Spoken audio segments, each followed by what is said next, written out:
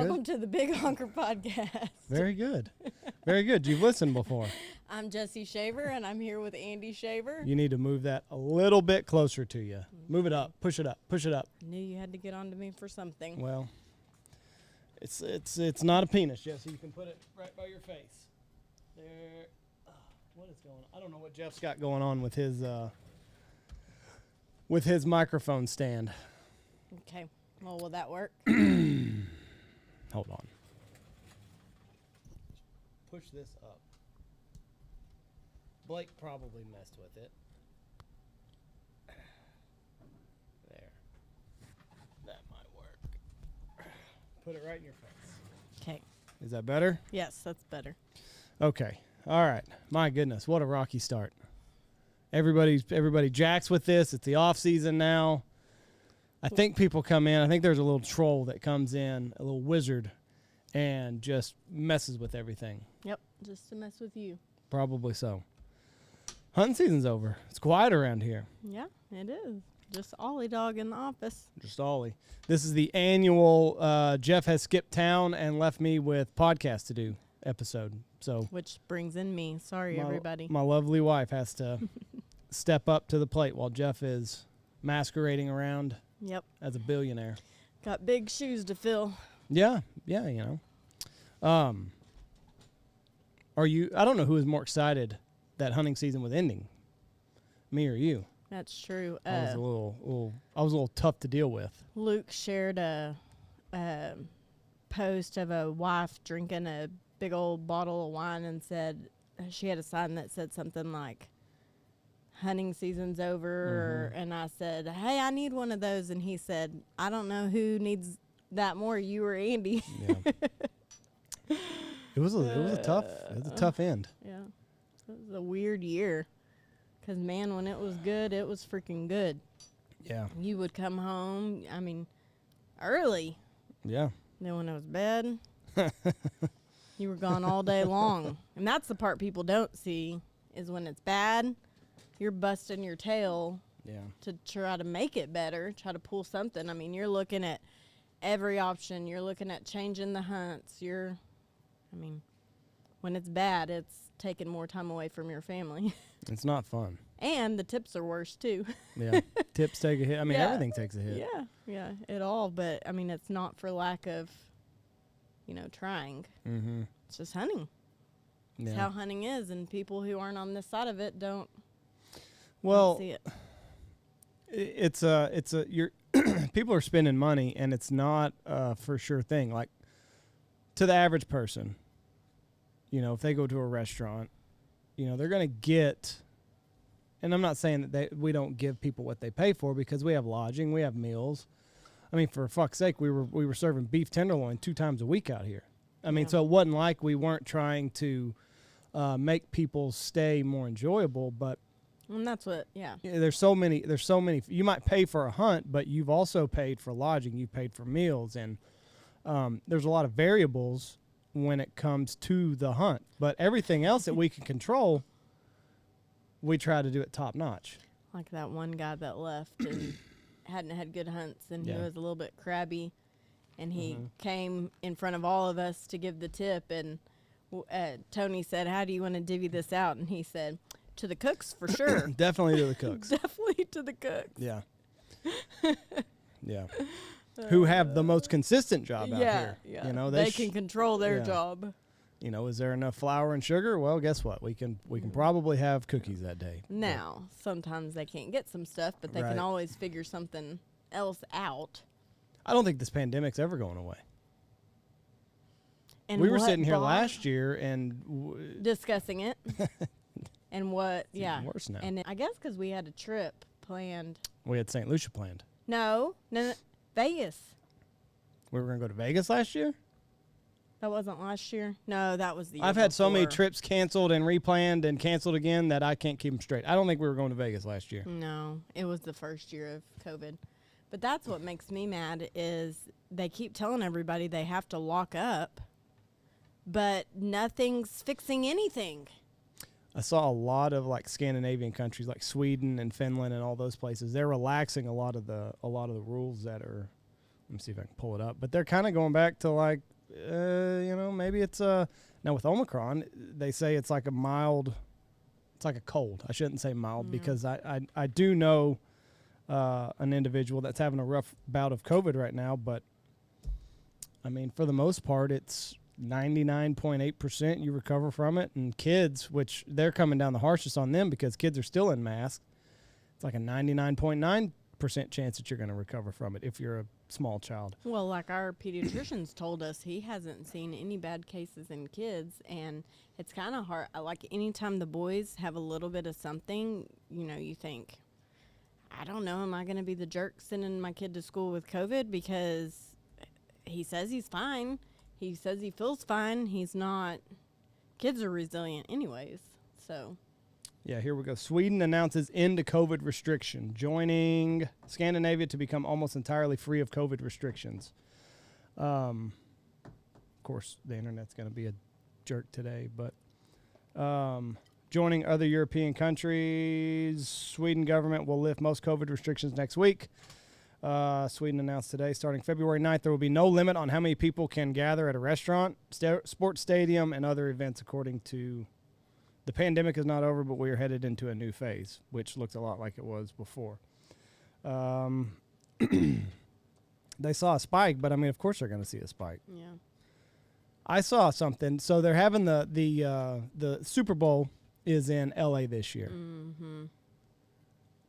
LA's got the strictest COVID laws. But now the money's on the line. Oh, fuck yeah. So they're like, I'll bring them. Yeah, it's okay. Bring everybody over here. It's okay. Jesse, I will give you all the money in my wallet if you can tell me who's playing in the Super Bowl this year. The Bengals. Okay. Against who?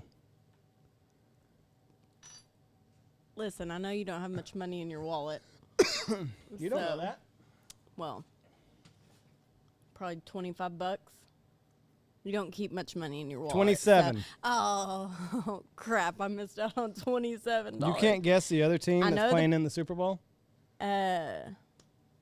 The Patriots. No, the Patriots are in the same conference as the Bengals. Well. No guesses? Oh, no? Is it Mahomes? It is not Mahomes. The Bengals beat Mahomes. Yeah. Obviously, I don't watch football. No guesses? I just had it on at the house. So Cowherd was talking about it. I wasn't listening. I was cooking. The Rams. Los Angeles Rams. Oh. There you go. Yeah. That should have been easy. Should have been, but it wasn't. You messed it up. Sorry. Tom Brady has been retired for exactly 4 days. And now he's like... I didn't know that. Now he's like, you know what? Never say never on calling it quits. I feel like anybody in the spotlight like that, it's got to be pretty tough when you get out of it. Why?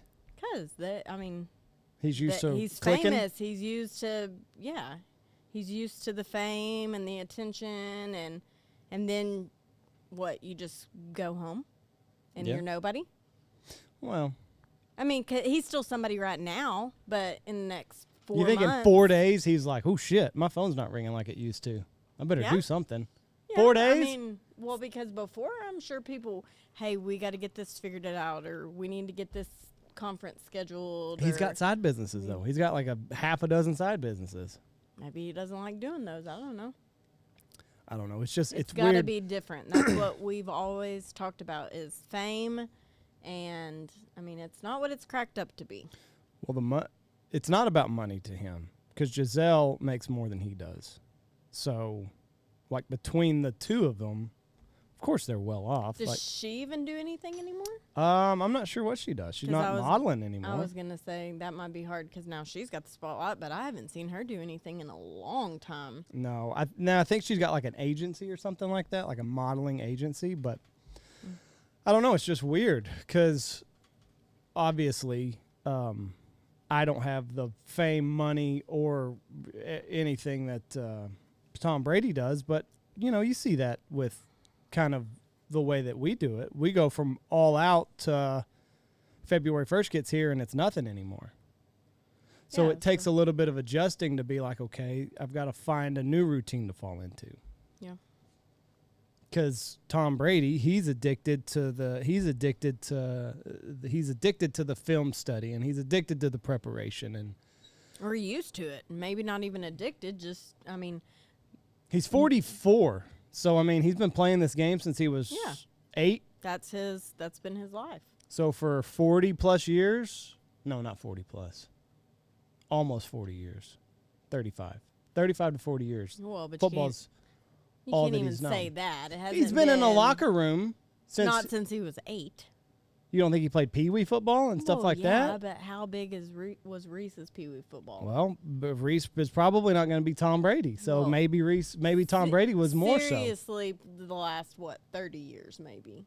Yeah, I'll give you that. For 30 years, this has been all he's known since he was in a junior high locker room in the 7th grade. And how do you do with change, Andy? I don't deal with change very well. Not at all. I don't. I don't. So imagine him. I mean. Right. No, I get it. Yeah. Listen, his retirement plan was, I'm going to hang out with my kids and my wife. Well, I've been home a week now. And what? I enjoy you guys, but that's not a plan. No. Is that a 4-year plan? Well, that's not his. I mean, he's got a lot else going on. It's not like he's not doing anything. But that's when he said there's other aspects of my life that need attention. Yeah. Meaning his family. Oh. How long is that going to last you? How long could you devote on your family? Well, maybe he means as far as like making them number one priority, because let's face it, when football, I mean, he can't be like us. And what do you mean? Oh, I'm not working on Tuesday because Reese has this, or I'm not doing this on like he's never been able to do that because of his job. He can't pick and choose when he's involved in stuff. So maybe that's what he means. He wants to be able to pick and choose when he comes and goes. Yeah. I wonder if he didn't realize how busy his family was without him. And now, like, Giselle's doing what Giselle does, whatever it is, a modeling agency. Because they his have their kids routine. Are busy in school and sports, and he's like, well, where the hell do I fit in here? Which is something they got to figure out together. Like, hey, what am I, chopped liver? Yeah. But, I mean they've had to do that. But with his kids being with his kids being the age that they are, like, if that was your dad, and then all of a sudden dad's home, you're happy, you're good, but you're just like, I'm not going to hang out with you all the time. If you were 14, 15, 16 years old. How old are his kids? I think they're a little bit older. But, I mean, you wouldn't want to hang out with your parents if you were that age. If you were 16 years old, your dad's Tom Brady and your dad retires to hang out with you, you'd be like, you're out of your fucking mind. Yeah. I don't want to hang out with you anymore, and I have to. Really? I don't think they're that old. Not that old. Because all 16-year-olds are going to be that way. But, like Reese, he loves that you're home. Right. Now, he's a little something else, but we've ruined him or something. 13 years old. He's got one that's 13. Boy or girl? Boy. John Jack Edward Brady. So, I mean, that would be good because the girls are the moody ones at 13. So I'm guessing I'm trying to pull up his entire flock. But you see that with everybody though. Yeah, so I couldn't imagine an adjustment like that. I don't care about any of this. I just want to know numbers. This is what I hate about this, that we've started this, because I just want numbers, and it's not giving me numbers. It's giving me their background, what they love. 3 kids. There's a picture. They've got 3 kids. So 10, 11, 12, just judging by the picture? How's the... He had one before Giselle. Oh, he did? He did, with an actress. Huh. I mean, obviously, she's not a big actress. You've seen her. She was in a movie with Colin Farrell. It doesn't say. And what, boy or girl? A boy. So he's got John Jack, who was born in 2007. Benjamin Brady was 2009, and then Vivian 2012. So around the same age. But I mean, you know, you get back, and then it's just, well, I mean, just like me, you know, you fall in, and you got to find your new routine. You got to start doing the honeydews that got put off. Do you think he's got honeydews? No. Do you think he's got to install a water filtration system? No. You think he's got to go build a porch? No. No. Mm-mm. So, like, you outsource all of that. He could if he wanted to. He doesn't want to do that. Are you kidding me? Who would want to do that? Just a schlub like me. But it's obviously not about money. That's not it. They got more money than their kids are going to spend.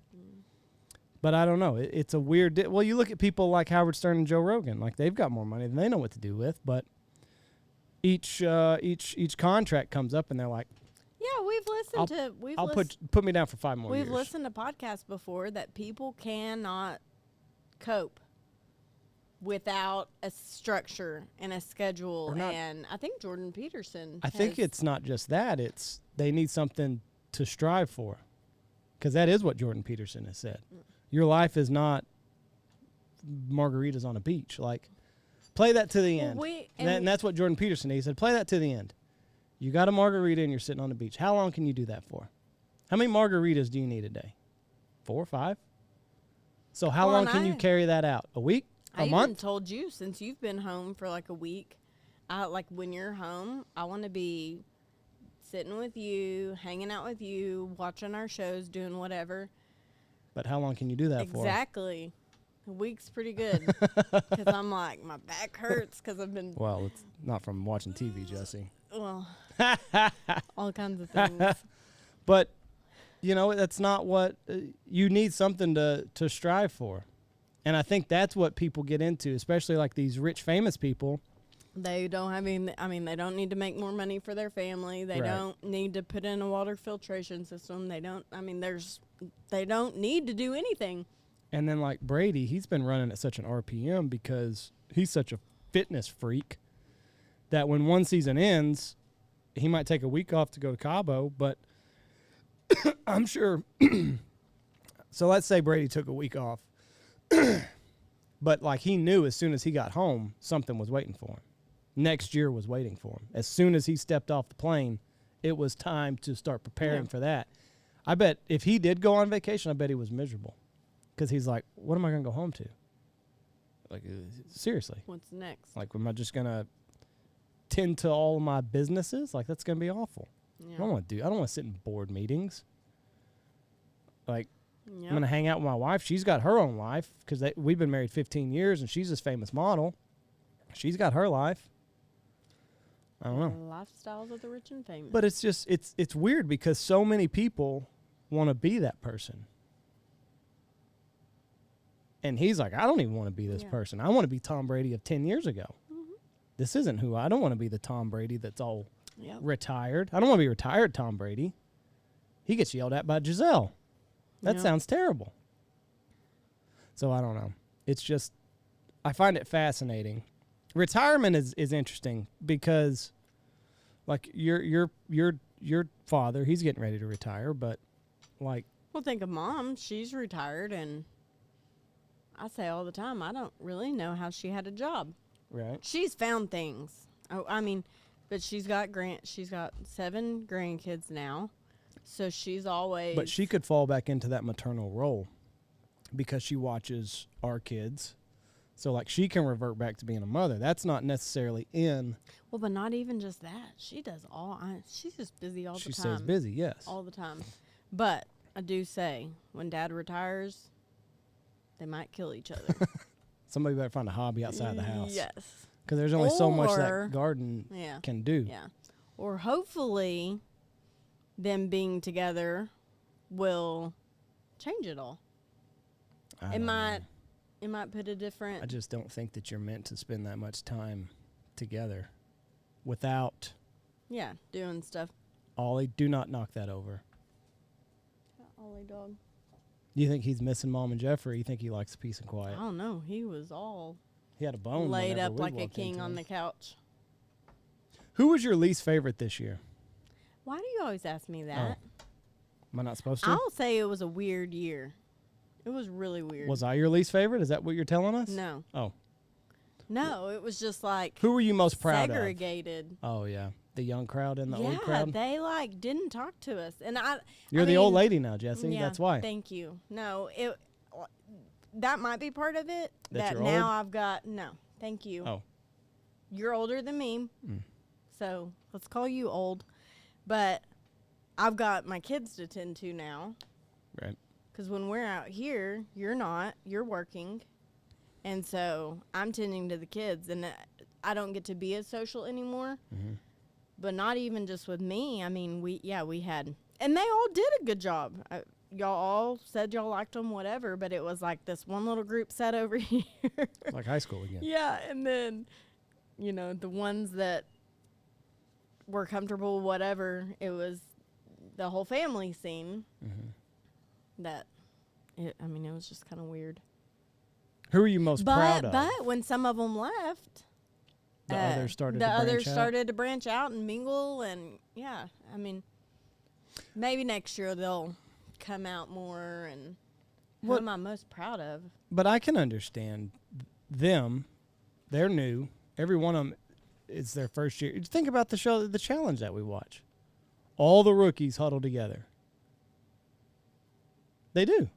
And then, like, you look at your vets. But I feel like we're always, like, your whole family is such a welcoming. I think Jeff kind of scared them at the beginning. That first meeting was awful. But your family, I mean, people that we've met for years and years and years will always say the reason they love your family is because they make you feel like part of the family. So it just kind of broke my heart that some of them didn't try to be a part of the family. Because, I mean, as soon as Josh got here, Stoner, he, just came right out with the personality part of the family. Blake, same thing. We also didn't have as many people back then. And that we did talk about that. That is true, because there was a lot of freaking people this year, and it took me till December 1st to remember names. Yeah. And let's tell them what you did to me. What'd I do? First day we come out here, and Andy's like, guys, this is my wife, Jessy. Here's the guys. I'm like, it's because I couldn't remember anybody's name other than Stoner. Which little Josh came up to me and shook my hand and said, I'm Josh. Right. Nobody else talked to me for about 2 weeks. So I was like, and one time, Andy came home saying something about Lawson, and I was like, we have a Lawson? We have a Lawson out here? It'd been a month. I was like, who's Lawson? Which one is he? There were too many L's. Logan, Lawson. I had to, like, name things in my head, like, nicknames. This person reminds me of this, and to try to, and there was a Matt and a Max, and I'm like, Matt and Max was tough. Before I ever said anything to either one of them, I had to, like, say it in my head. Okay. They wouldn't have been too offended if you'd have called Matt Max. Yeah. Like, that's understandable. Yeah. That's close. One of the last freaking days, Tony kept calling Ben Matt, like right before they were leaving. At the very end, I was like, Tony. Ben was easy to remember because Ben and Bo. Bo, yes. Ben took Bo's job, so Ben and Bo. And they were friends, so yeah, I could remember that. So that was easy. Yeah. Ben didn't think that I liked him.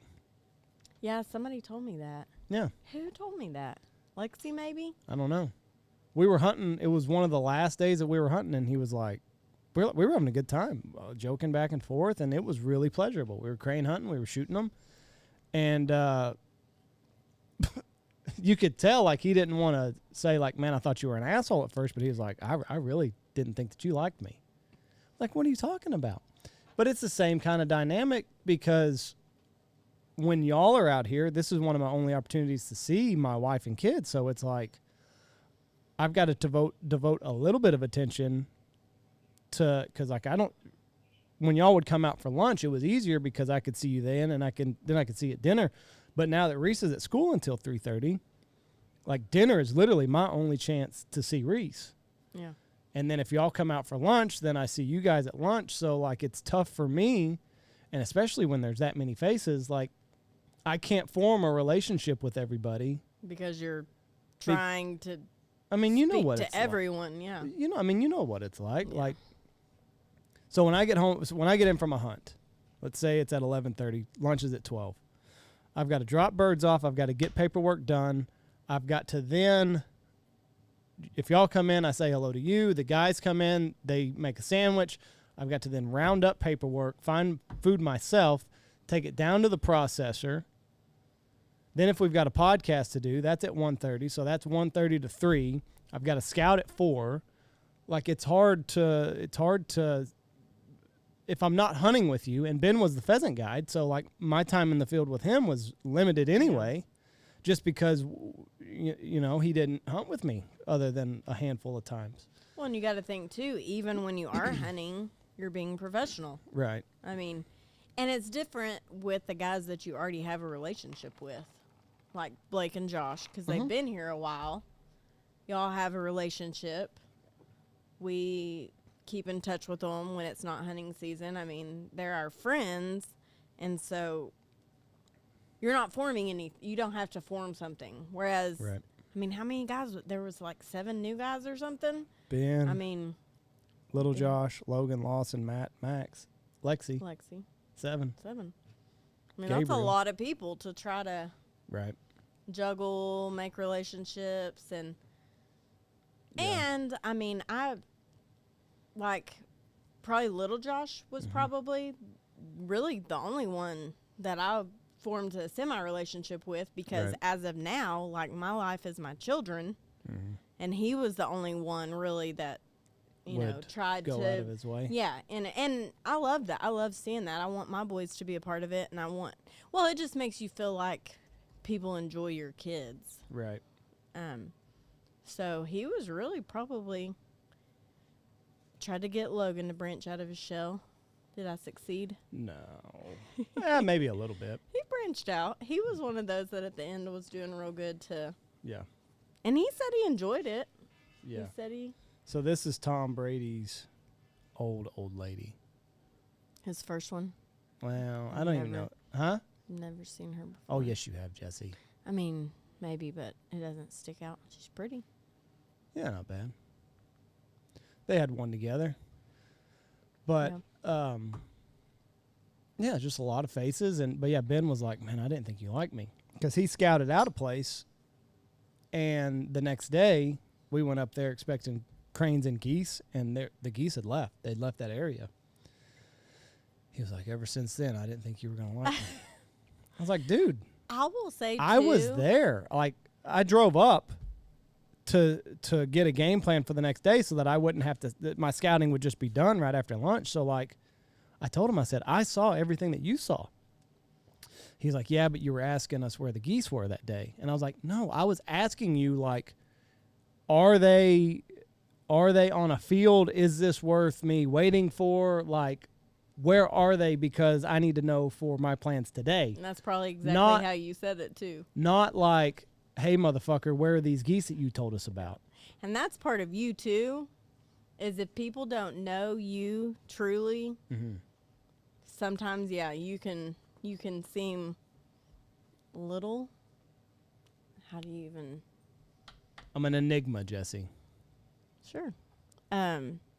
Intimidating or yeah, like you don't like somebody until you were like truly, until people that's just your style. That's just how you are. What do you mean? Until I don't even know how to explain it. You do put on that hard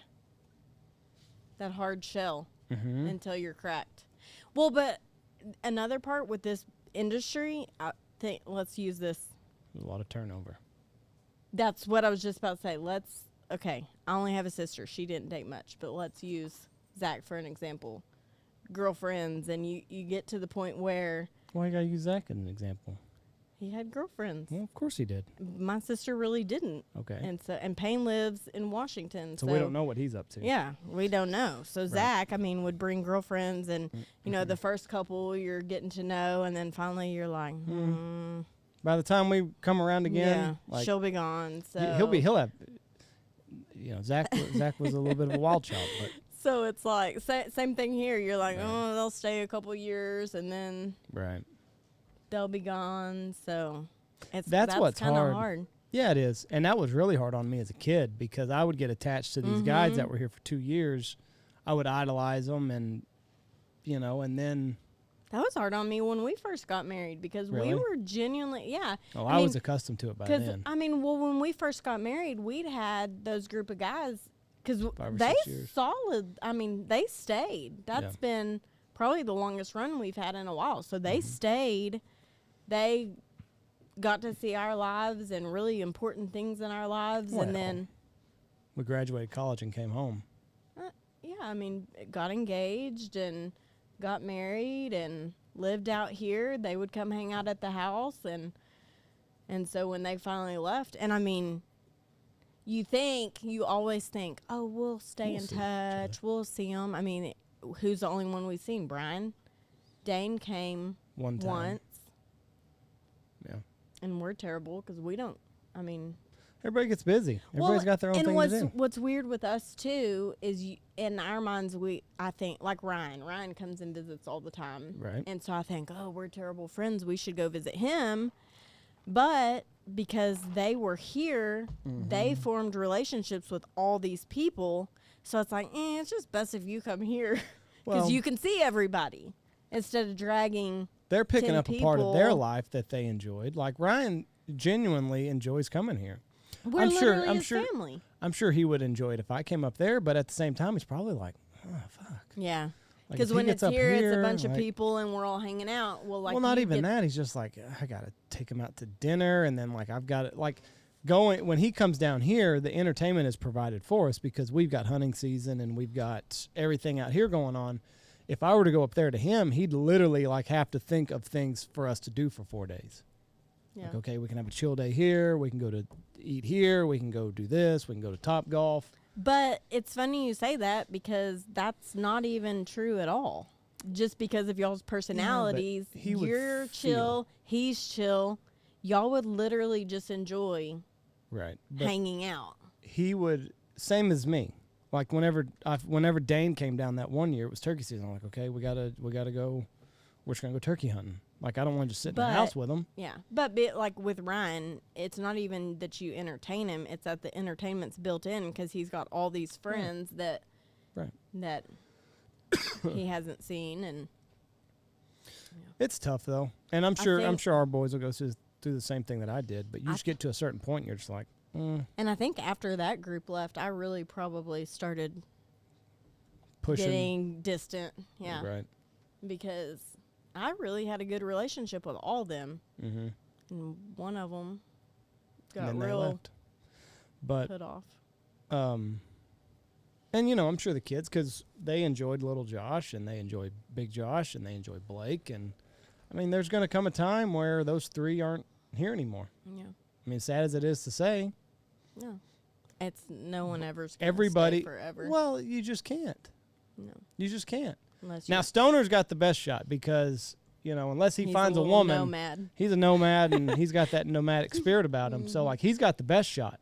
He might genuinely be here until all the kids graduate high school and everything.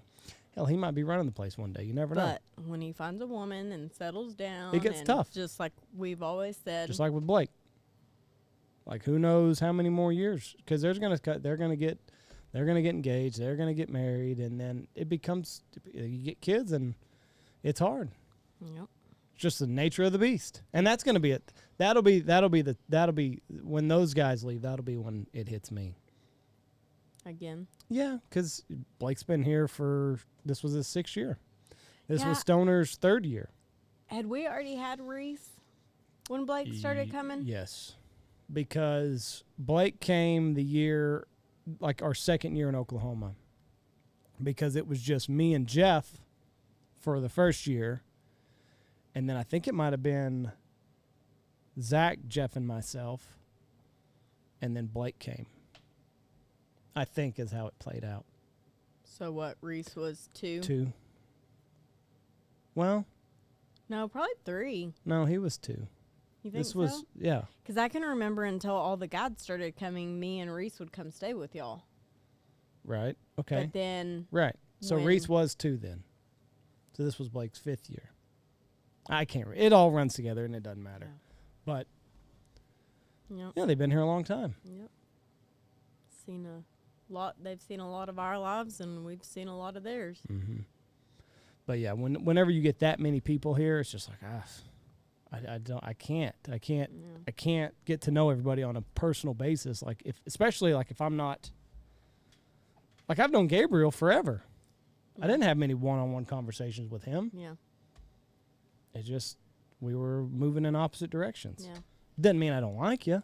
That's even like when Zach and Shelby got married and we got to be with Blake on a different level. He was like, oh, y'all are fun.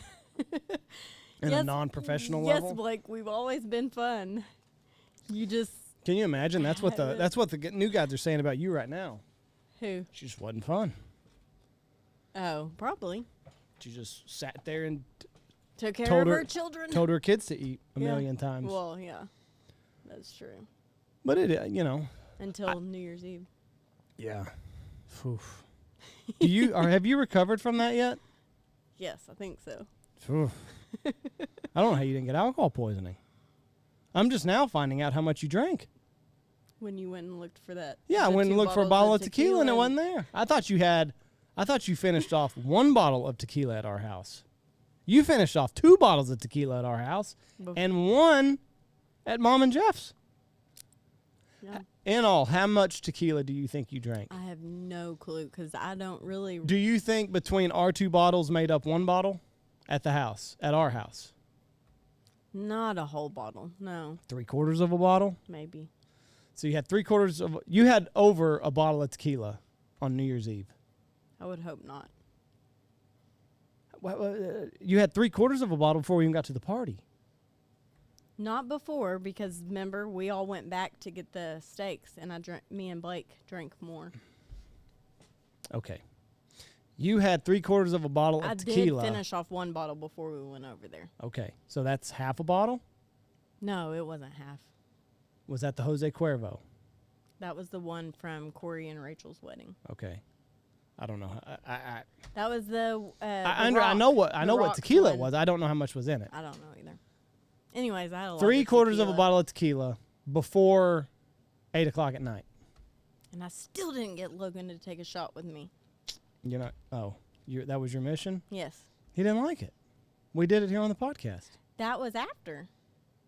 Huh? That was after. Right. Y'all had the podcast after. I understand. I wanted him to take a shot with me. That night? New Year's Eve. Oh. Yeah. Well, no, you were incapacitated by 10:30. Incapacitated. And why was that? Because you had too much tequila. And why was that? Because you don't have any self-control. That's definitely not true. Then what?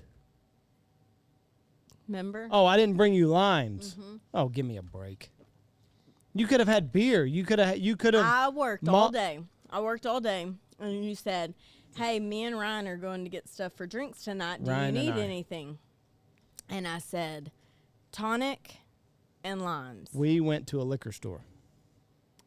And you said, okay. And then you got home, and no. You said, we've already got tonic. And I said, okay, good. And then I got off at 6, and I said, where's the tonic and limes? And we didn't have limes. All we had was lemon. Well, I didn't want lemon and vodka. It's a Chilton. It's a Chilton. Is all it is. I don't like Chiltons. So I was like, what goes with lemons? Tequila. And even that doesn't go with lemons. Yes, it does. No, it doesn't. You have a lime with the tequila. When we go to Mexico in 3 weeks, if you say, hey, give me a shot of tequila, it's going to come with a lime. 100%. Maybe when we went to St. Lucia, they wouldn't give us anything. COVID. They just wanted us to chug it. COVID. But you can't pin that on me just because you didn't have limes, because I'm sure that my mother, whose house we went to and whose tequila you drank, I'm sure she had limes there. She always has limes. I was already, by the time we got there, it was too late. You couldn't have switched? I did have a bunch of beer. I forgot about that. I might have got you. I had at least 3 beers. But no, you were drinking liquor before. Liquor before beer, you're in the clear. Beer then liquor, never been sicker. I don't think anything would have mattered. I just had way too much. Have you? I think I've got that video on the Ring Video doorbell. I've seen it. Yeah, but we could pull it up here for the listeners They can't see it. Yeah, they can if you're on YouTube. Oh. Let me see. I think I might have deleted it, actually. Good. It was taking up space. Good. Glad you I can deleted send it to myself real quick, though. Listen, I have been a mom for 7 years, and I haven't done that since I've been a mom. So, Hang on a second. I'm allowed one. Oh, you had way more than one. No, I'm allowed one time to do that. I mean, No, not you one. had it was it was way more than. Yeah, here we go. Here we go. Where's my computer? Is your phone open? Oh no, here we go. Never mind. So, and the bad thing is I had to carry you to the pickup also. Oh, you liked it. And then Blake, you've seen this video of us carrying you into the house? Yeah. My favorite part's Blake. Carrying your shoes? Prancing right behind me with the shoes. What good friends. But they said the last shot of tequila that you had, you poured half of a glass. Yeah. Yeah, and I didn't know. Josh, little Josh never said this until the end. He was like, I don't even drink mine. He said, I poured the rest of mine into Lawson's or something. He said, I gave somebody the rest of them. Yeah. It's downloading very slowly. It was fun. Not the next day, was it? No. Not the next 2 days. Mm-mm. Somebody What would you didn't- have done because I wasn't bad the next day after. on the second, Just you were non-existent January 1st. correct. January 2nd, you were finally fine. getting your legs back under you. You weren't fine.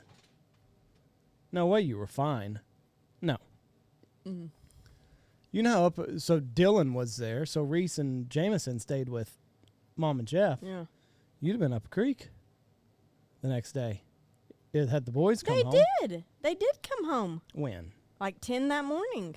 I don't remember that. Remember, Blake went and got Reese. Oh. That was dinner And- time. No, it wasn't. No, it was 10 o'clock that morning. Because, like, we had just barely gotten up, and you said, that's you right. said Jeff's wanting us to come get the boys. Right. And then Jeff was like, I didn't mean right now. Yeah. And you're like, well, why did you text that Mm-hmm. if you didn't mean right now? Boys are awake. Yeah, and we had them. They were with us the whole day. That was the day that Reese wouldn't go home with Blake Yes. because Mom has told him. Yeah, literally 2 days before, there was this creepy guy that walks around, and as a mom, we live in a small town, but you still get really nervous, stranger danger, and so I was like, Reese, listen. I said, I know we've talked about this before, and this guy had even, like, what's your kids' names? How old are they? Blah, blah, blah, and I was like, just really, like, gets at the mom instincts. He makes you nervous. And so I was like, Reese, I don't care if Doris from church or, anybody that knows you, knows your parents, knows your name. I don't care if they say, come with me. If we haven't told you, don't go with them. Unless it's your grandparents. So Blake goes to pick them up, and Reese says, I don't feel right about this. I don't feel right about it. And just said, whoa, I got to hear this. He's literal. Sweet.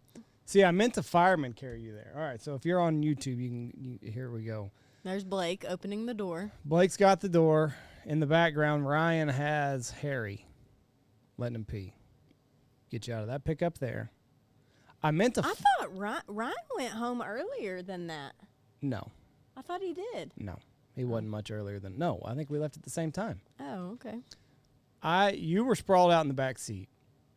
I tried to fireman carry you, and then you, like, fight me. And then, like, that's how we end up carrying you like a 3-year-old.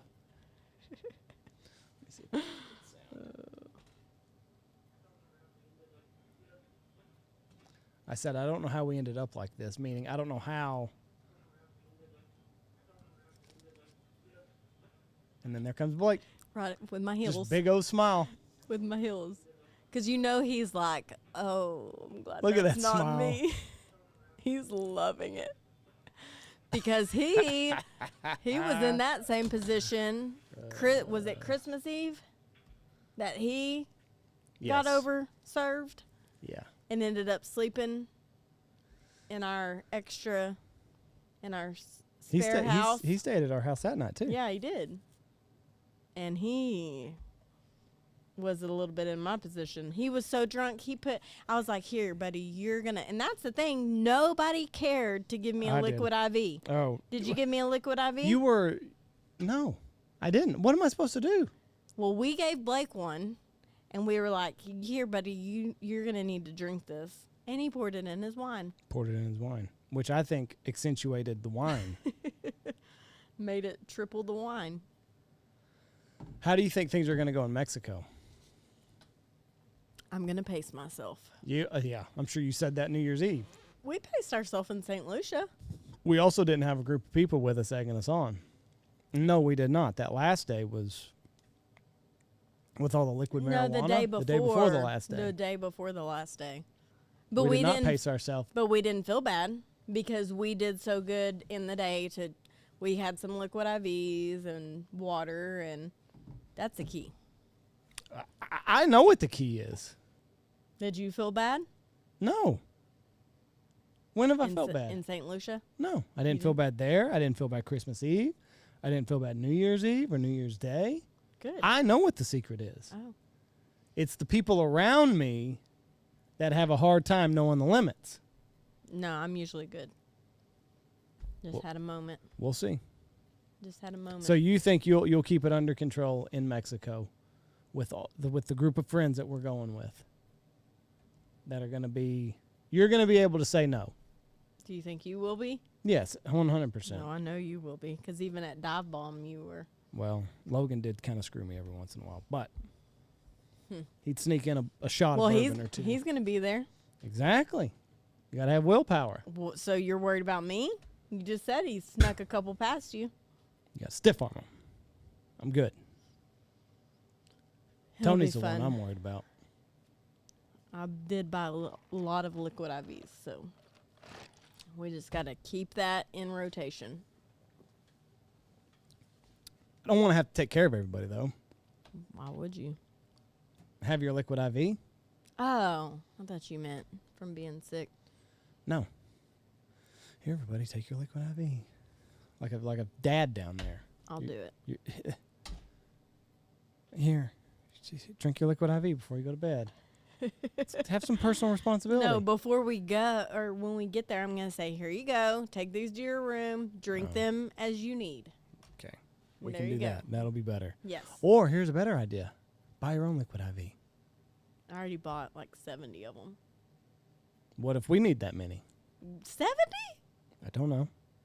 You're getting crunk, dude. That's a word you don't hear a lot now. Like D up. Went to a basketball game. I forgot that expression. You got D up, girls. Yep. Things don't change. Used to cheer that. D up. D up? Mm-hmm. We used D, to. D, D up? Yeah. I don't know. At the basketball games we did. That seems silly.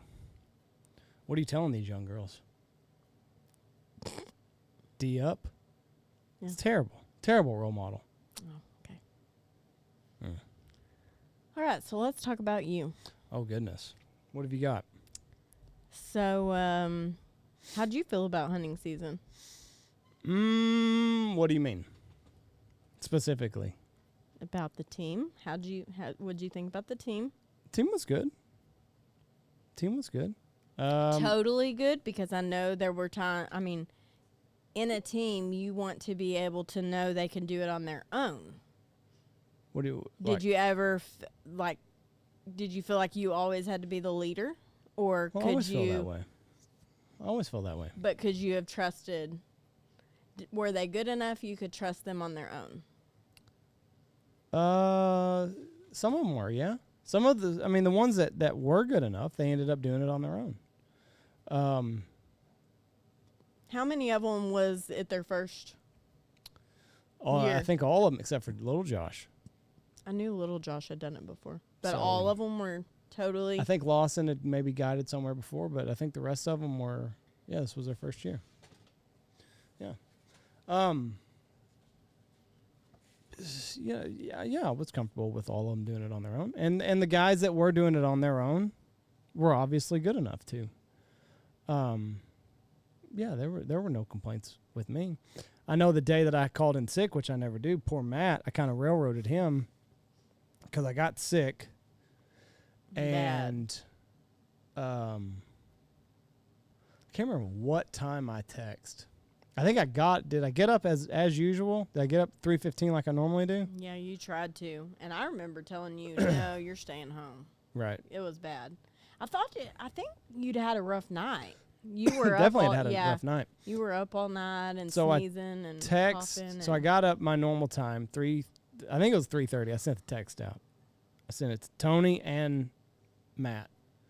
I can't go today, which, things were still going pretty well at that time, but I think that he was in his head more so than anything else, but I mean, he still shot a limit of birds that day. He did get his pickup stuck, but yeah. I mean, he did a good job. But had I not felt comfortable enough with him being able to do it, I would have worked. And that's what I told him, because they said, like, whenever he read the message, and when he woke up and read the message, he's like, Andy's not coming to work today. I don't know what to do. And somebody was like, go hook up to the trailer would be step one. And then that's it. Like, you just... I mean, there's got to be a point. You got to do it on your own. Well, it's not just that. It's just like if you're overwhelmed in anything, it's just, okay. Walk it through. Start with step one. Head. Yeah. Step one's get the trailer. I'm going to pull the trailer around. I'm going to walk in and tell my guys, hey, we're following this trailer. Yeah. I'm going to go out to the spot. Just take everything step by step by step by step. You might be in over your head. I mean, you already knew where y'all were going. We knew where we were going. Knew where we were hunting in the field, which is important because we had talked about it the night before. Like, hey, we're going to hunt here, and this is exactly where we're going to hunt. We're going to set our blinds up here. This is where we're going. So now, if it would have been the first week, that would have been a different story. But he'd been there a little bit, and I wouldn't have done it. I mean, let me see. I bet I still got the messages. Let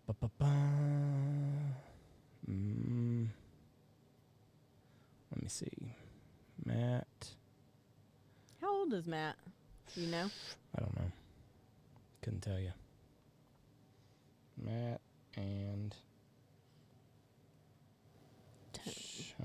there it is right there. So it was December 11th. We had started hunting November 13th. So it was a month in. Yeah. Which in Goose World is... I sent it at 3:38 that morning. Okay, so read it. You said, hey, I'm not coming. Hey, I'm sick. There's no way I can hunt this morning. Is there another big ball out there for you to take the double axle trailer with? If not, I can meet Matt at the cutoff with this one, because I've got the double axle trailer has a bigger ball. Tony said, yes, there is. I said, Matt, set your blind up on the north tree line of the Hearn, east of that water hole that we're pumping. And that was it. What'd Matt say? Tony said, Matt, my truck has a 3-way ball on it. Use it. I believe there's a 2 and an 1/8 ball. Matt Reed said, okay, thank you, at 4:09. That was his response to him freaking out. He's like freaking out, but okay. Thank you. Okay, thank you. And he shot a limit of birds that day. Yeah. Had I not had somebody, I would have hunted. Yeah. Had I not been comfortable in handing the reins over to him, I would have gone out. I'd have felt like shit. I've hunted sicker before. A bunch of times I've hunted sicker. But I was also to the point of like, okay, if I can somehow get ahead of this, I can be over it in 2 days. Right. Rather, if I fight it, I'm going to be sick until Christmas break. Because that's, that from experience as well, doing that before, and then you're sick forever because you don't just take a break. Mm-hmm. And then I was like, we got the manpower. Yeah. We got plenty of people out there. Yes. And that's what the people are for. That's what they're for. He's going to a good spot. He's got good wind. Had he not gotten stuck that day, nobody would have thought twice about it. Nope. So he did a good job. It all worked out okay. Yeah, it all worked out fine. I ended up taking the recover for 2 days. I ended up taking the next day off too, which was not in my agenda. His wife made him. But, yeah, overall, I mean, we had a really good team. It'll be interesting to see how many of them come back. I know Logan said he wanted to. Well, life happens. It's a long time. That's what I was going to say. There's It's a February. lot of time between. It's February, and we don't get going up again until November. Yeah. Logan might have a girlfriend by then. Probably not. That's rude. He's gone this long. Well, there's going to be a point he does. Well, you keep saying that. And we're rooting for him. I need to go use the bathroom. Go ahead. We'll be right back. And we're back. All emptied out, ready to rock and roll? Yep, I'm ready to roll. That bladder ain't what it used to be before you had kids. That mom bladder. All right, so let's ask you another question. Okay, you got more for me, huh? Yes, I do. Oh, goodness. Okay, so. No. You graduated. I did. From Knox City. Okay. In 2006. I did. Moved to Texas Tech. I did. Or moved to Lubbock. Went to Texas Tech. Okay. Studied to be an educator. Yep. And a coach. Yep. And that obviously was a plan at one point. Sure. So when did you decide? Student teaching. Let me finish my question. I know where you're going with it.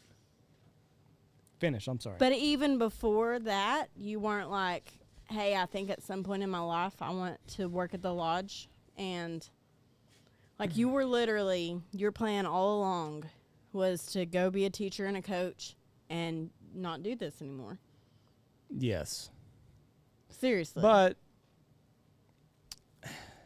I mean, I don't know that I ever thought that it would. I don't know that I ever thought that it would end, because this is how I paid my way through college. This is how I survived, was I would work on the weekends here. So I never had a clean break from it, if that makes sense. You mean you never saw yourself having a clean break from it? No. Because that's what I'm asking. No. Once you graduated, you were planning on just being a teacher and a coach? Yes. And not doing this at all? Yes. But I don't know that I ever thought about, I don't know that it was ever, I never was away from it, is what I'm saying. So I never was, I didn't have the normal college career where I went up there and I didn't hunt. So I always hunted.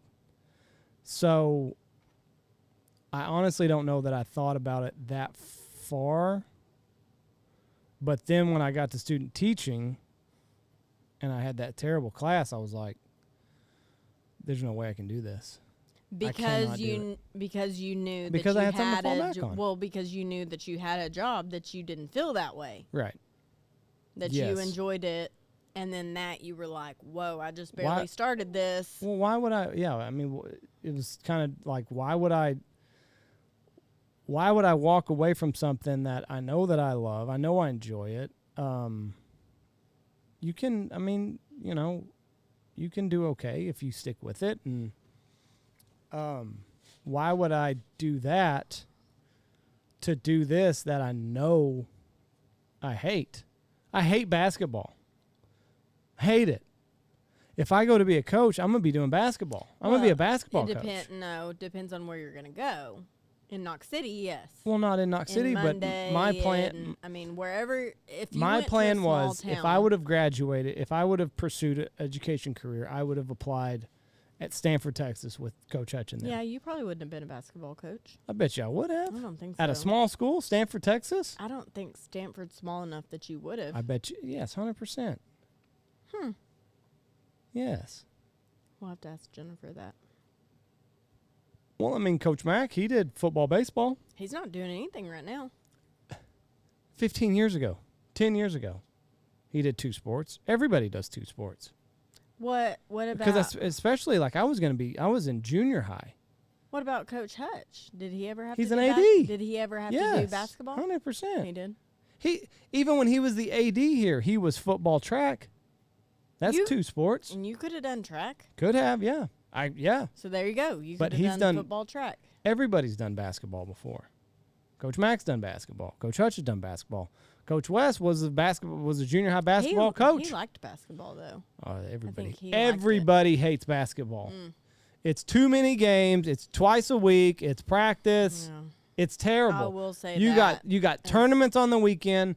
Nobody likes basketball. As I have gotten older and you're more aware of what's going on, and we have a lot of friends who are teachers, coaches, etc. Never home. I'm like, hey, my husband isn't home for 3 months. Right. That's okay. 3 months is okay. But and even things they're not getting paid for. It's like, hey, we have this Valentine's dance at school. Would you come do this? Or we have this breakfast with Santa. Can you come help do this? Or we've got this junior class lunch. Come help do this. Like, there's literally always something like that. And they're not getting paid for it.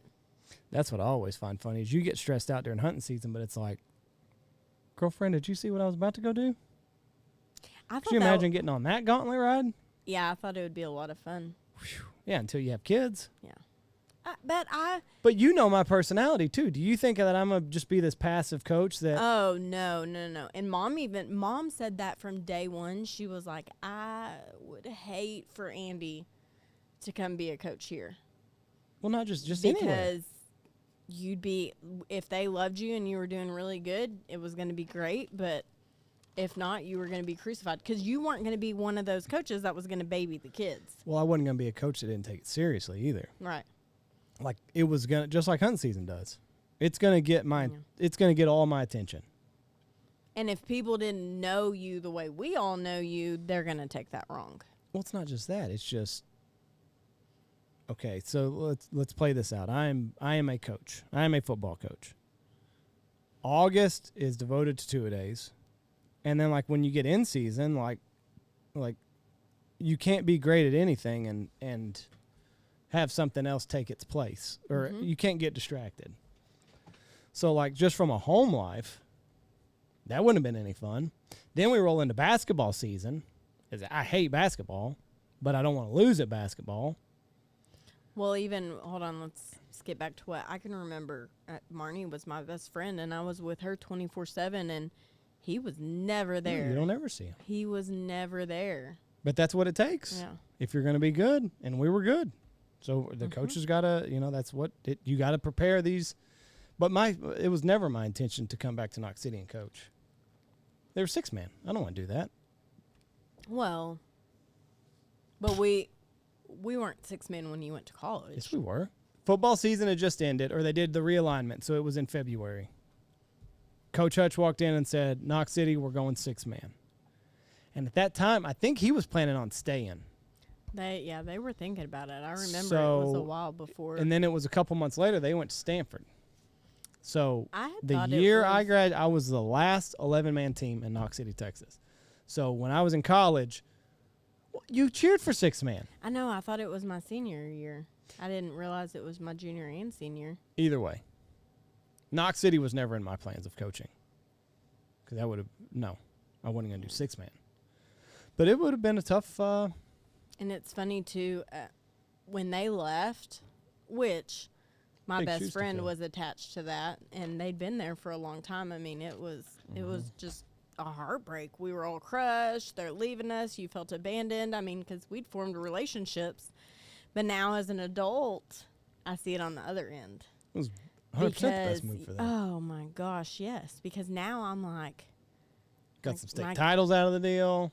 When we went to Haskell and Stanford game this past year, oh my gosh, that was so much fun. Well, we've been 6-man this whole time, and I've never had a fun game like that. When I think it's just a different. No, it still wasn't like that. Well, because they were in the quarterfinals of the playoffs. It was good.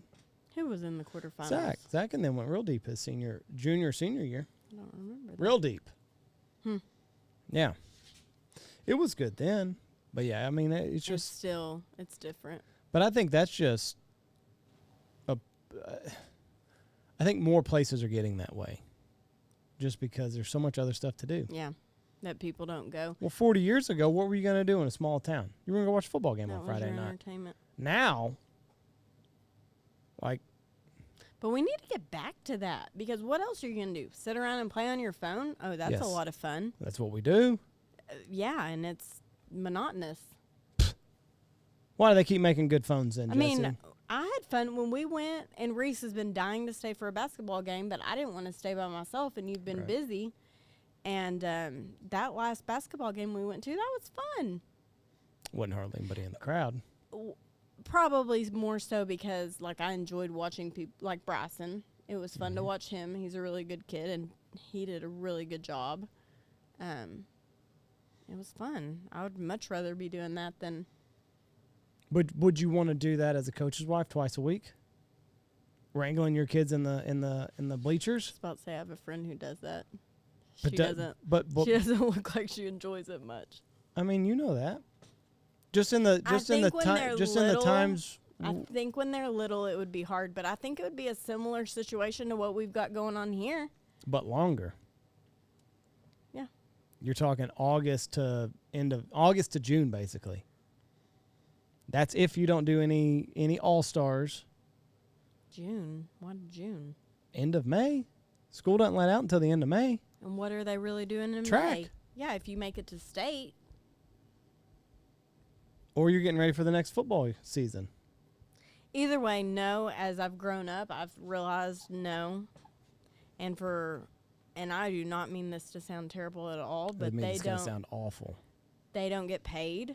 Oh, no. What their hours. Oh, no. No. Hell no. No. They probably make $2 an hour, if that. If you look at all the film study that they do on their own time, all the trips to and from the place where they've got to take kids that are injured on Saturday morning.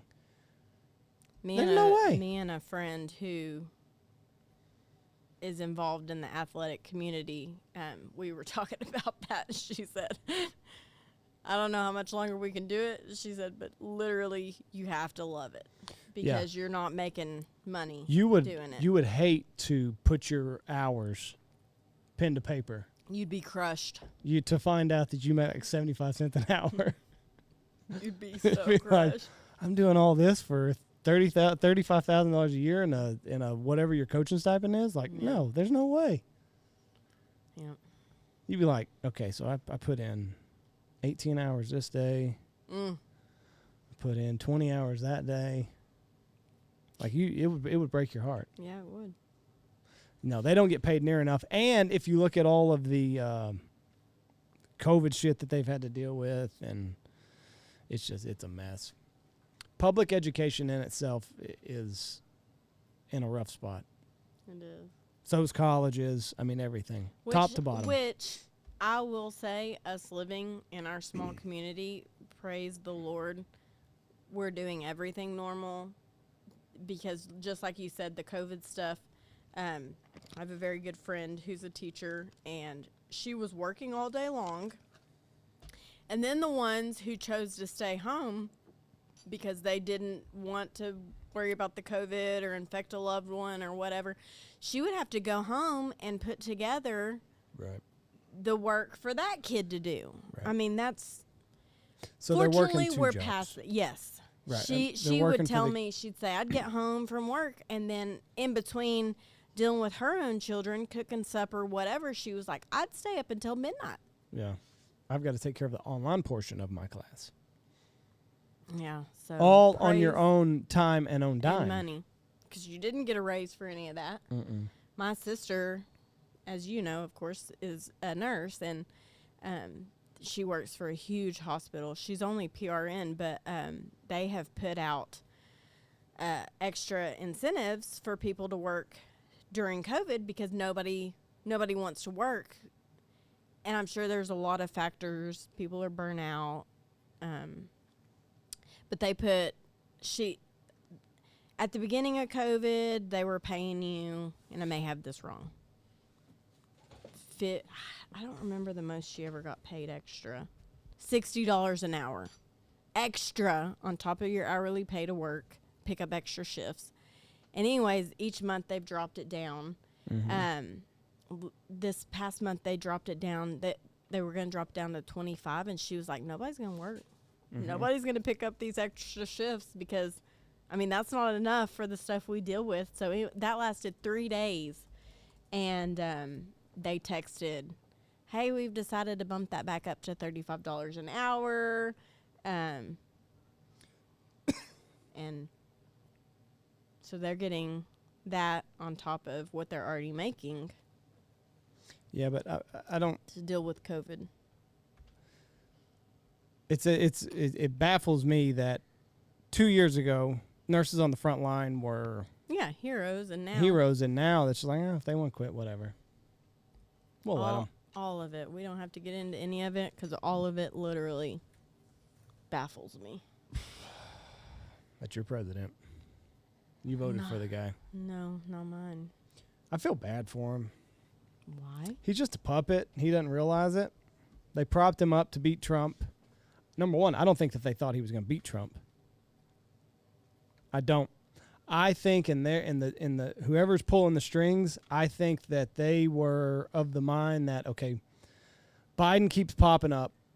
Let's put him and let's put Kamala on the same ticket because everybody's calling for a minority, a female minority president. Let's put those two on a ticket together, put them up against Trump. They're going to lose, and then we can just shove them off to the side, and then in 2024 we can get serious about it. We can put up a serious candidate and hopefully retake the White House. I think them winning was a shock to the Democrats because now they're like, oh shit, we put up two of the most unqualified individuals that could ever run a country, and now they're at the helm. Now we got what we got. Yeah. Inflation and just it's going to wipe us all out, Jesse. It's going to inflation just wipes us out. All that free money. That is what it is. That we're paying back. I got a splinter just now. How'd you do that? I don't know. Janky table. Back to hunting season. How did you I look back at hunting season and I don't know. There were times I felt like I failed in being a good leader. I'm sure.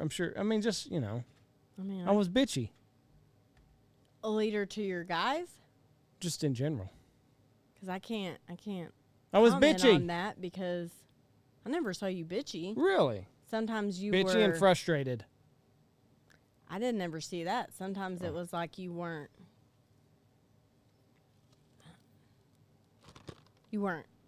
I don't even know how to explain it. I didn't get the bitchy vibe. Sometimes you were just chill. There. No, just there. Oh. I wouldn't even say that. That's not good. I mean, at the end of it, but Yeah. you also were like, I want to work 7 days a week. That was your goal.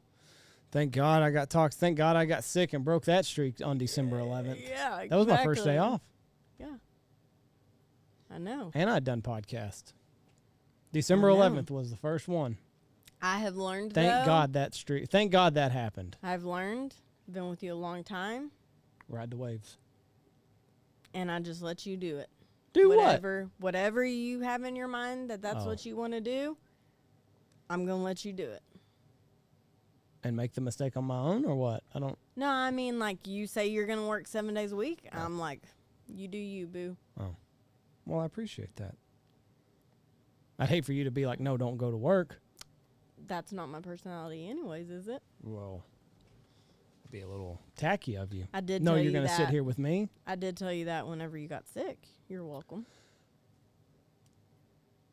On the second day? No, I told you that first day. I don't remember that. My mind was made up. I remember you telling me, yeah, I don't think I'm going to work. And I said, no, you're not, because you were literally up coughing, sneezing. Now it's like, let's send this text message and let's go back to bed. And I think sometimes you need me to say. That's a good idea, Andy. Yes. You should pursue that. Yes, I back you on that. Let's do that. And then you're like, okay. But I did make you stay home the second day. Text message is sent. Because the second day I was going to go back to work. And then you're like, I said, take listen, one more day. That way you don't get worse. Let's get better. Let's keep going. What a gauntlet it is. What was the hardest part for you of hunting season? All things involved, not just the hunting, not the new guys, also working with family, your family that you have back at home in Knox City, everything spread out. What's the hardest thing? Not even just this year, in general, for you. I don't have a good inner voice to myself. So I'm way harder on myself than anybody else can be to me. So probably the way that I talk to myself during the year is very difficult because there's a lot of pulling. I'm pulled in, especially now with podcasts, I'm pulled in a lot of different directions, and my memory is terrible. Like, I don't know if I've got a one-track mind or what it is, but yes, you do. I'm all about the next, what have I got to fix next? And a lot of times I'll forget other things. So my inbox is full from people that message me throughout the year. And it didn't even have to be a big message. Like, it could just be, hey, I love your podcast. And most of the time I'm very, very good about responding to stuff like that. And even when the hunting was good, it's just I always feel like, okay, I'm not doing enough here or I'm not doing enough there. This needs my attention. And I get bogged down. And then I turn to where I'm hard on myself, and then that makes me hard on other people and not approachable. And that's honestly, most of the time when people say that I'm not approachable, it's just probably because I'm beating myself up about what I didn't get done that day. So I don't know if I need to be a better time manager, but even that's not the case because it's an all-out sprint for me from 3:30 in the morning until I lay my head down at night. It's an all-out sprint. I mean, you said you need to be a better manager. Okay, number one, there's no time there. Number two, what are you going to cut out? That's where we get into the problem. So, I mean, I definitely think there needs to be some things that y'all can sit down and discuss more of. That is one thing, since this is not a corporation, there's not a X, Y, and Z. So there needs to be like, this is what's expected of you. I mean, even with new people, this is the job that's expected of you. Occasionally, like y'all talked before, like, oh my gosh, Blake made me laugh so hard. One podcast talking about how Jeff was bitchy. Mm-hmm. What was I bitchy about? Well, Jeff, you came in and threw a fit about the trashes. Mm-hmm. I didn't know that was my job. I've been here for 5 years. 100% true. I mean, how are people going to know you want them to take out the trash? Like, the little things like that end up blowing out of people's mouth. It's like, I'm not going to go refill the silverware, like, just on my own. Like, you've got to set people down. And even with you, like. But what can I cut out? There's nothing that I can cut out. Cooking. I had to do that a handful of times. That definitely is not a thing you need to I had to do that a handful of times. Other than that. And I was the only one at the time that knew how to do the beef tenderloin. So now, granted, a YouTube video would have done way more than I could have taught anybody. But I don't have anything that I can cut out here and keep everything on the wheels. Just like Jeff. What's Jeff going to cut out to make his life easier? Yeah. I mean, there's too much going on to cut anything out. I can't cut out any more podcasts. We were doing 1 or 2 a week. At first, y'all were doing 3. We did 3. We did 3 up until January. Yeah. And then, like, I was to the point where. Well, you couldn't. You literally. Well, I just, like, the last thing I wanted to do after getting my dick kicked in, because during hunting season, we don't schedule guests. So, like, what am I going to do? I'm going to talk to Stoner and tell him the same shit I just told him for 3 hours in the blind about how shitty the hunting is? I don't want to get on a podcast and do that. Nobody wants to hear that, number one. So it just got to a point where it was just like, I can't do 3 podcasts a week because I got nothing to talk about. And you can't schedule people because you have no clue when you're going to be free. And then like Jeff at least has the benefit of, he could at least like read the news or something and have something to talk about there. Like for me, I don't even read the news during hunting season. So I have no clue about what's going on and I can't give an educated. So it's like, what am I going to talk about? Yeah. So, but there's just not much that I can cut out. So the hardest part for me in any hunting season is when things start going bad, I'm not a good critic to myself. Well, and usually when things start going bad, you're a good ways in it. Yeah. And so you're No, it doesn't get bad just straight off the jump. No. But, me and somebody were talking about that the other day because that's the famous question everyone asks. When do I need to come hunt? Right. December, January, November, what's the prime time to come hunt? And it's like, I've been here before when November was terrible and January was the best. Right. There's a million factors that go into it. You can never guess that. And ever. With the way that we are now, we book up a year in advance. So it's like you book these dates in March. It's not like we were 10 years ago where, hey, we've got a spot, hunting's really good, let's run a special on Facebook. Yeah. Or something like that. All of our hunts are gone by 4th of July. You've booked this 6 months in advance. You are totally at the mercy of the goose gods. Like if weather's not in your favor, if the moon's not in your favor, like it is what it is, and we're gonna let it ride. I had a customer tell me, she was like, they came in January and it was struggle bus, and she was like, well, what do we expect? We came at the end of season, and I said, I don't want you to feel that way either. Like, January's not always the bad time to book. But it is when December's been 90 degrees. Yeah, exactly. Christmas was 85 degrees. And that killed us. So this Christmas especially, I was like, oh, we didn't get the kids any outside toys to play with, and this would have been the year to do it. Like, you're wearing a miniskirt. Yeah. New Year's Eve. Yeah. Just like in that video. Yeah. No, it was a dress. Little shorty short skirt. Yeah. It was hot. I remember getting hot. Yeah. But that's the each year's different. Each year has its own challenges, but this year because as this grows, we get more of our listeners out here, and it's like those are the last people I want to disappoint. I don't want to disappoint somebody that has come from all the way from Maine that's listened to me for 3 years. Like, that's the last person I want to disappoint. You mean when they come hunt? Yes. Which I've said time and time again, that's where the whole lodge plays into. It is.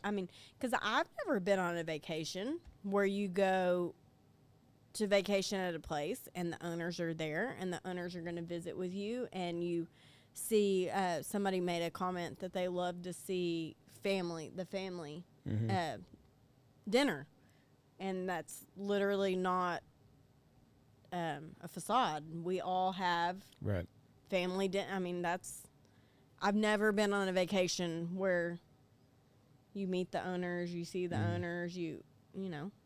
Yeah. And no, we're very family oriented, and it's not fake what people hear on the podcast. Like, that's real. But still, people are spending their money with you. They're spending, they're stocking up days to come down here. So, I get it, and I hate for people to make that commitment, and then on my end it falls short. So. But the thing is you can't say that in your head to yourself, because, you can. You don't want to be in my head. But you can't, because you're literally, and as the person on the other side that has a husband who's not home, trying to find a spot, trying to decide, do we switch from a goose hunt to a crane hunt? Should we try ducks? Should we, let's call every farmer in the area, you're calling all these different people trying to figure out what else. Because I think that's another thing. I think people think you've got X, Y, and Z. The birds are supposed to be there. That's not how it works. You've got hundreds, thousands of properties in the area.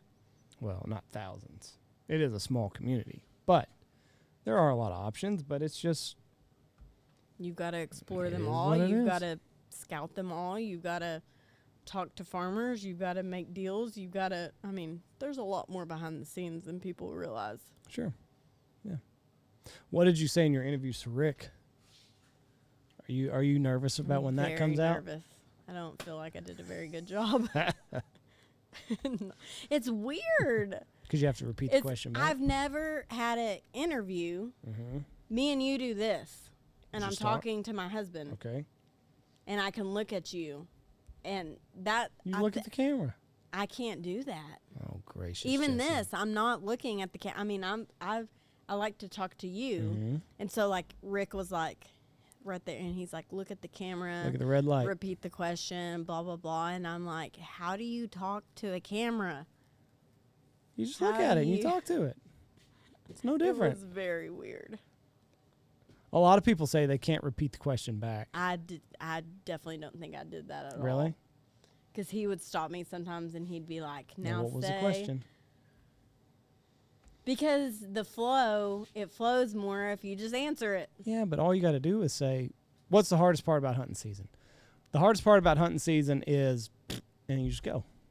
That's it. But I don't you think just take my the mind last works that way, because I would want to say literally what he said. What's the hardest part about hunting season? And then you just take the last half of the question. That's all you do. I've never done an interview before. That's all you do. What do you like about that goose right there? Well, the thing I like about that goose right there is that it's got whatever. Well, whenever he came back, I was like, listen. If we need to do something, just tell me. I said, I didn't know he was coming back. I was like, I really felt like that was terrible. If we need it. He was like, no, I think it's good. You did good. You did adequate. I haven't seen it, but.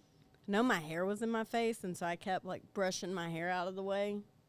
Probably a little bit of a nervous tick. I really liked him, though. Yeah, I think he did. Very professional. Yeah. Very professional. I have done an interview before, but it wasn't like that. And he did do a good job. You don't have to pat yourself on the back, Jessy. You did good. That's not what I was doing. Oh. I'm just saying I have done an interview before. No, I'm saying the one that I'd done before wasn't as good as that. Like, he did a good job.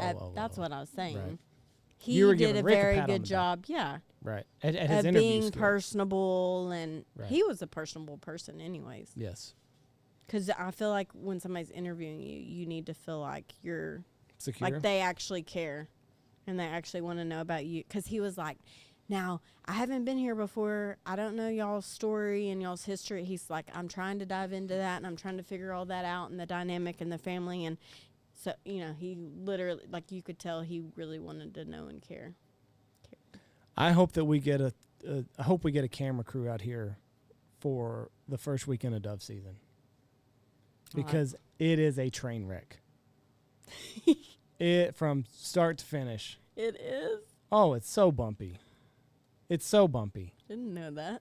Opening weekend of dove season? I was gonna say it was fun. Oh, it is so bumpy. Just like this last year, we were out of propane. Oh.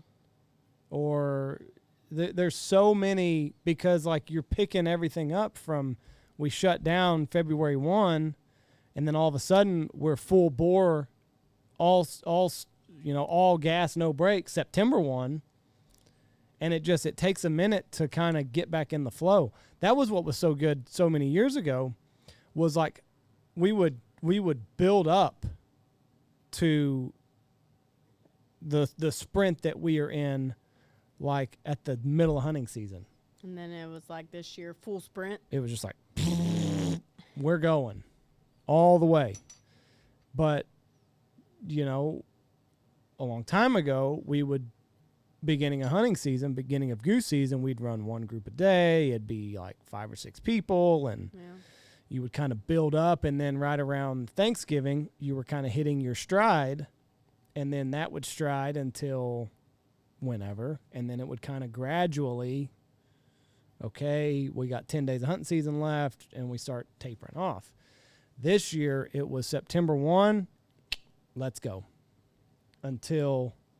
we had dove hunters out here 7 days a week. And that's why your poor mom got to go to Mexico twice this year.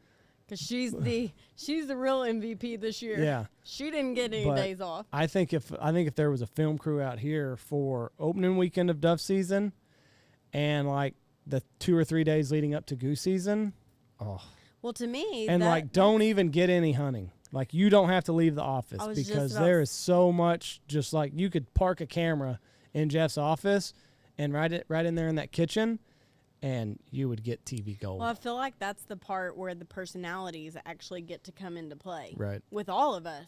Yeah. Well, because like we mentioned before, it's a smaller group, so we get to, enjoy it more. We get to relax more. We get to sit Dove out season? by the Yeah. We get to sit out by the fire while we're grilling and drink a couple drinks, and it's more. It is slower paced. Right.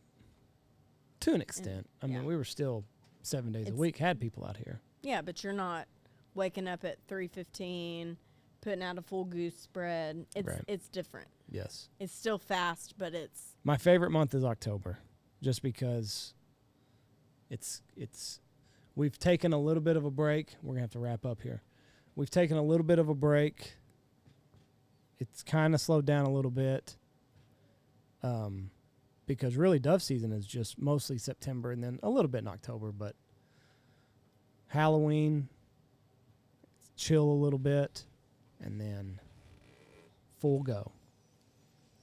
So last question, we got to go. Okay. Make it a good one. Okay. Camera's on you. Look at the camera, Jesse. So. I'll repeat the question back to you. Okay. Okay. What advice would you have to give anyone who wants to get into this industry for a long term? How can they make this industry work long term? Married or not married? All things involved.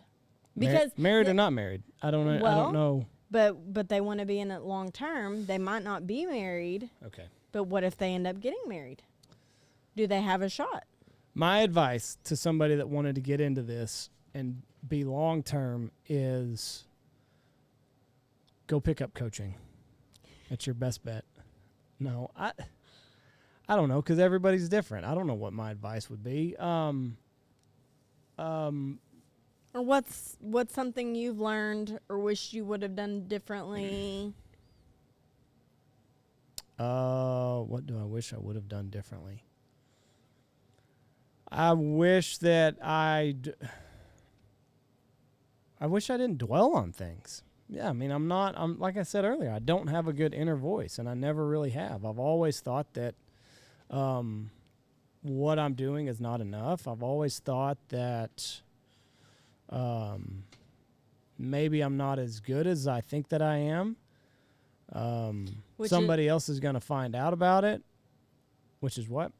Which is funny, because I think people who don't know you like I do feel differently. Like, I think they probably feel that you have this idea that you're the best out there. Oh, fuck no. I'm way, but I am. But I think that that's what you put out there just because you want to hold yourself to a certain standard, that's what you put out there.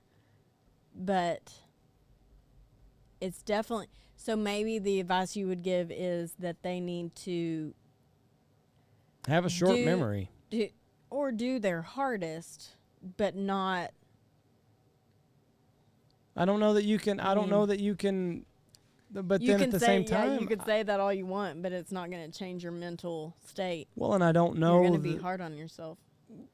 And if you weren't hard on yourself, would that make you a good hunter? Would you be, I mean, if you just kind of, the birds were acting goofy today, and like, I get that excuse. I don't, it doesn't register to me. Yeah, because even when you have that excuse, you're still always thinking, what could I do different? What should I have done different? What should I have done better? Yes. Like, you say, oh, that might have been what it was, but you're still trying to. Right. And then it was just such a mental, all of January was just such a mental struggle, because you're always trying to think of, well, maybe if I do this, maybe then it'll work. So, like, that's why it was so hard in January, is because I was constantly thinking of, like, how can we change this up to, have a little bit of success. So, I mean, I don't know. I mean, I've been doing this we got married in 2011.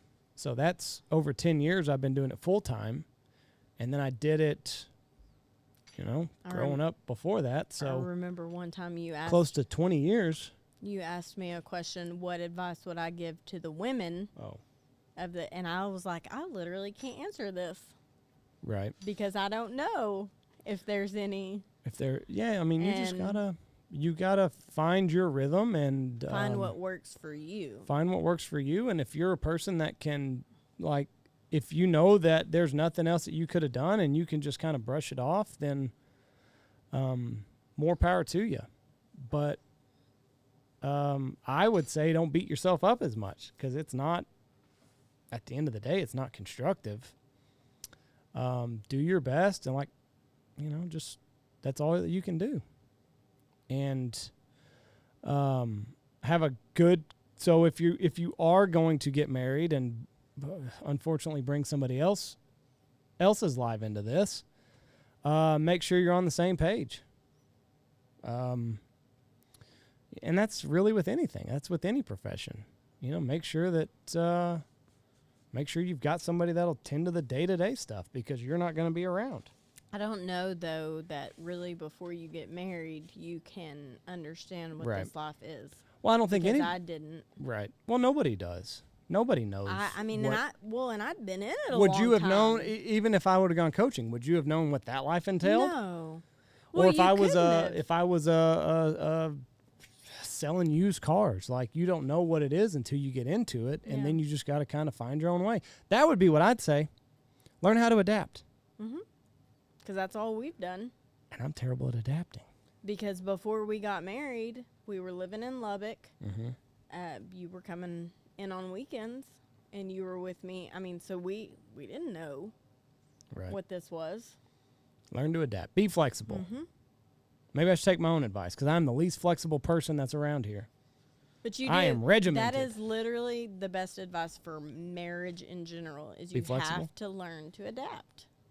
Be flexible. Because you're each going to change and grow, and, I mean, your life's not going to stay the same. You just have to learn to adapt the entire way through. You've been watching Southern Charm and all that other stuff, and it's just partying all the time, and it's just like, listen, that's not what real life is.